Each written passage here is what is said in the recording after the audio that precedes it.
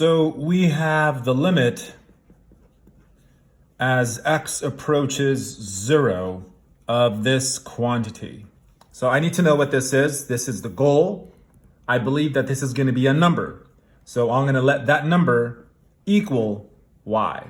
So essentially my goal is to find the value of y. What I'll do straight away is I'll take the natural log of both sides. And let's see, so I have natural log of y equals, I believe I have permission to bring in the natural log to this side. There may or may not be a calculus teacher screaming at me. So that's there. And now recall your logarithmic properties. Since this is an exponent, which I should have written a little bit smaller and a little bit higher. Anyways, this is an exponent, so it has permission to be moved to the front as a coefficient. So I have the natural log of y equals, the limit as x approaches 0 of 3 over x times that there.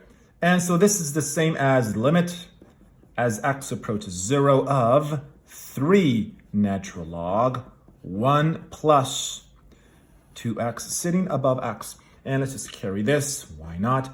Now, if I were to substitute 0 in for x, there would be a 0 here. 2 times 0 is 0. 0 plus 1 is 1. The natural log of 1 is 0. And so it's 0 over 0. So we have 0 over 0. So it's one of those indeterminate forms. So we have permission to access L'Hopital's rule. So let's apply L'Hopital's rule, which has us to take derivatives of numerator and denominator independently. So in the numerator, the derivative of that will be 3 times 1 over 1 plus 2x times 2 because of the chain rule. In the bottom, it's the derivative of x, which is just 1.